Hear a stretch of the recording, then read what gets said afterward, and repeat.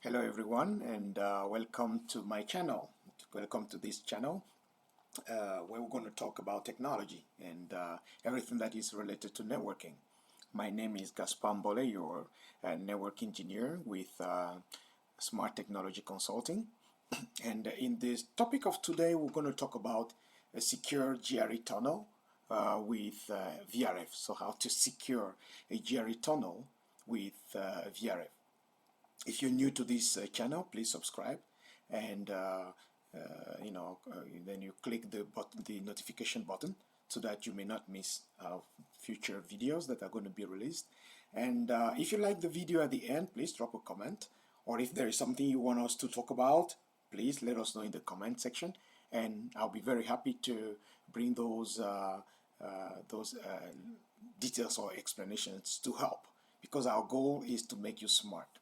So on today's topic, we're going to see how we build a GRE tunnel between two sites and how to secure it and isolate it using the VRF. For this, we're going to see what are the steps that we need to complete in order to make it happen. And then we'll define what GRE is, what IPSEC is, what VRF is, because these are the three elements that we're going to use, right? The tunnel is going to be the GRE tunnel, then we secure it with the IPSEC, and we isolate it with the VRF. So we have to understand what those concepts are.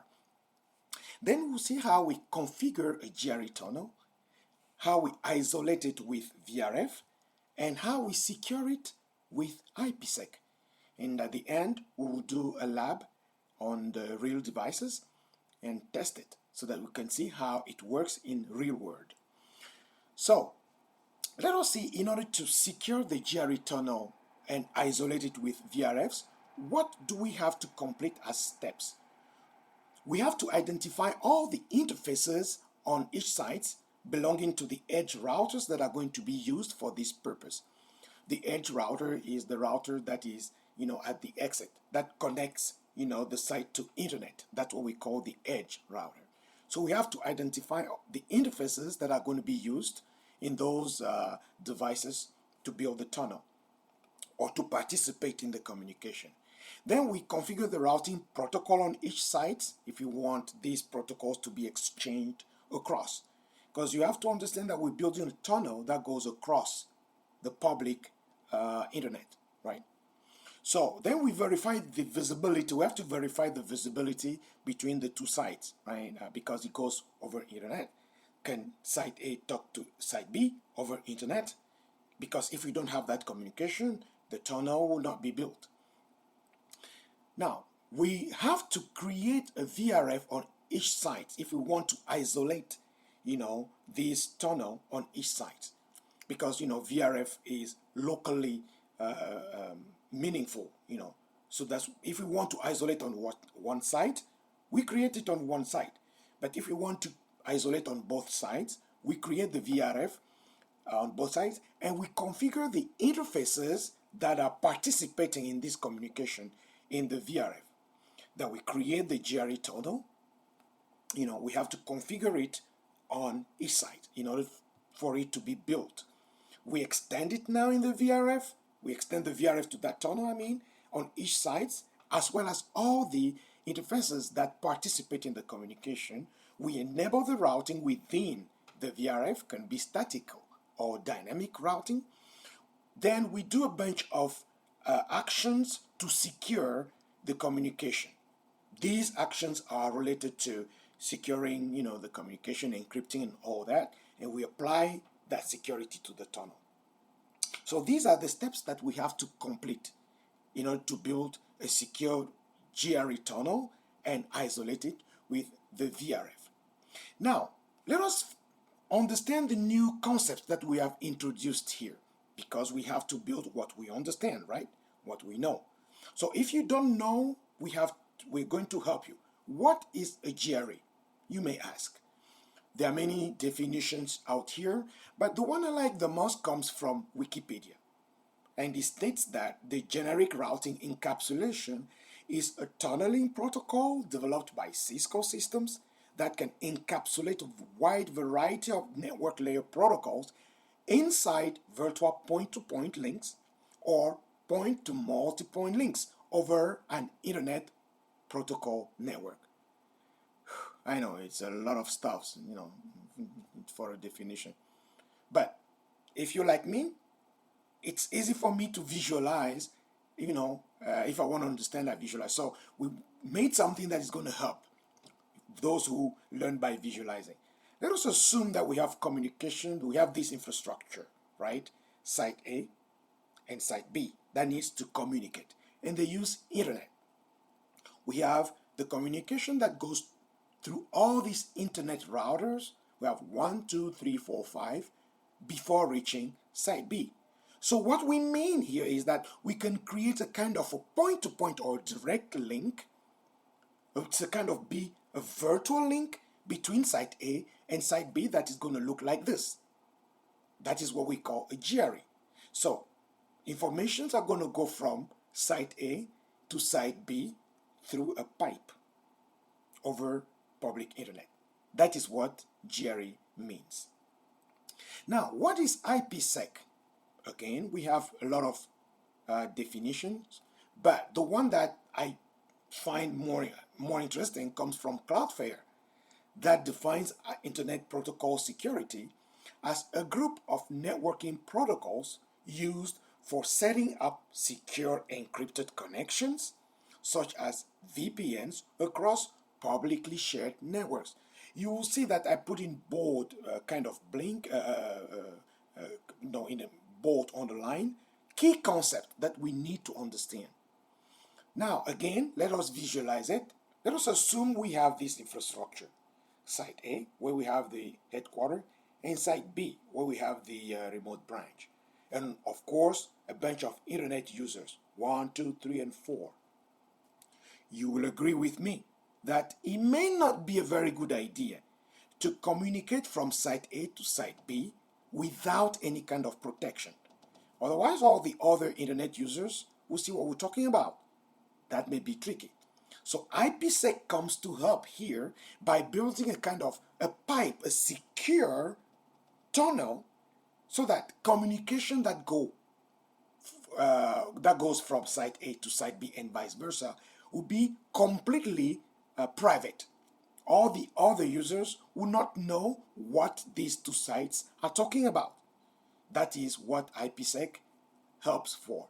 And now, last concept is, what is VRF? So VRF, we want to define it as a technology that permits to create multiple virtual routers, actually different routing tables, inside a single physical device. So you imagine the way you create virtual machines inside a host. That's how we create also virtual routers inside a router, something like this.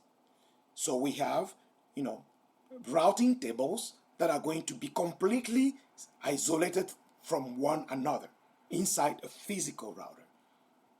Now that we understand these concepts, let's see how we create them. How do we configure a GRE? Let us take this infrastructure. You can pause the video if you don't understand the configuration so you can see the address space. But I want us to see here that Site A and Site B, these green routers, are what we're going to call the edge routers. And inside Internet, the ones that are yellow are the Internet routers. They're going to represent, let's say, the ISPs. So we're connected to the ISP. So Site A is connected to the ISP, and its public address is going to be 64.72.110.10. Site B, connected to Internet, its public IP is going to be 130.5.74.20, right? And then you have communication over Internet over there. And we want to build a tunnel where Site A is going to have the address 172.20.10.253, and Site B is going to be 172.20.10.254, so that when Site A wants to reach Site B, it can reach it through that tunnel IP address and vice versa. How do we do it? These are the commands that we have to run on site A. So assuming that we're using a core switch, layer 3 switch, so we transform the port 48 into a routed port. We give it the public IP address of site A, right? Now, we create the tunnel, what we call it tunnel 0. That's how we set it up there. It's an interface. We give it an IP address because we need to understand that in networking, each device has to be identified by an IP address in a segment, in a communication portion. And then we give that tunnel a source. So on the device, where is the tunnel going to be sourced? Otherwise, through which interface the device is going to communicate on this tunnel. That interface is going to be the public IP address, that is the interface facing internet on the device. And then we have to tell the device also what is going to be the target or the destination of the tunnel. This is going to be the public IP address of the remote site, that is the site B. You have to notice here that the tunnel is the interface, the tunnel source is the local interface of the device, but the tunnel destination is the reachable IP address of the remote site. And we do the reverse process on the other route, right? So we just change the roles on what is the source and what is the destination. So I'm not going to go again in details about this because it's exactly the same concept. And when you do this, you have the tunnel that is built.